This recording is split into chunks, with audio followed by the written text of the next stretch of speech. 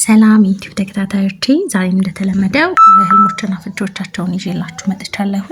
ዛሬ ይዤላችሁ የመጣሁት አንድ ሴት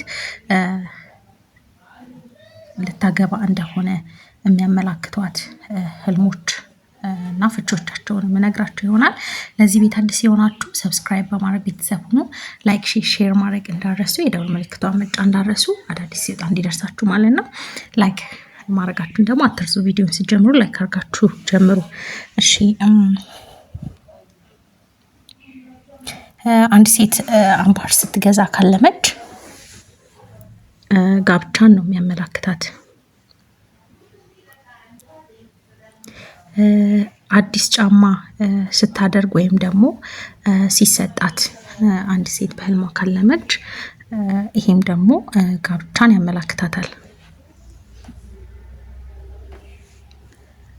የሚያምር አልጋ ላይ መተኛት አንደኛ አልጋ ጸጋ ነው፣ ሁለተኛ ደግሞ ትዳር ነው እንደሚጸና የሚያመላክትም ነው።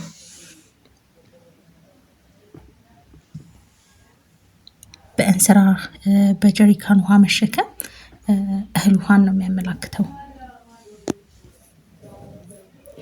በባህር ወይም ደግሞ በትልቅ ወንዝ መዋኘት በዓለም የሚኖሩ በዓለም እንደሆነ የሚያመላክት ነው።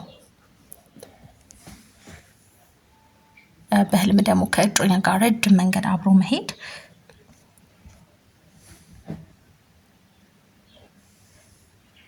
አብሮነትን ያመላክታል።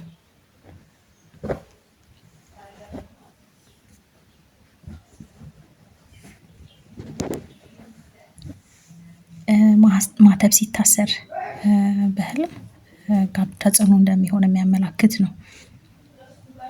ሴት ልጅ ደግሞ ከእናቷ ቤት ጫማ አድርጋ ስትወጣ ካለመች ያው በቅርቡ ልታገባ እንደሆነ የሚያመላክታት ነው። አንዲት ሴት ጫማ ጠቧት ወይም ደግሞ አልገባ ብሏት ካለመች አብራው ላለችው ሰው መጸለይ ይኖርባታል። አብሯት ላለው ሰው ማለት ነው። ያው በመካከል ክፍተት እንዳለ የሚያመላክት ስለሆነ ማለት ነው።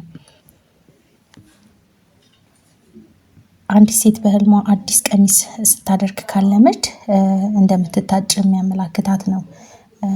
ታገባለች፣ ጸጋም ነው የሚያመላክተው። በጣም ቆንጆ ነው።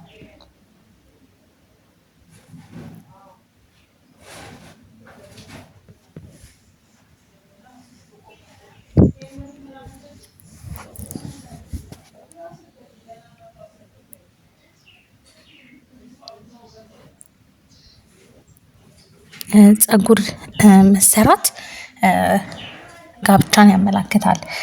በተቃራኒው ግን ፀጉር ስትፈታ አንድ ሴት ካለመች ትዳርን መፍታት ስለሆነ በደንብ ጸሎት ማድረግ ይኖርባታል ማለት ነው። ለዛሬ ይሄን ይመስላል። በእናንተ ህልሞችና ፍቺዎች እስከምንገናኝ መልካም ጊዜ። ላይክ ማድረጋችሁን አትርሱ።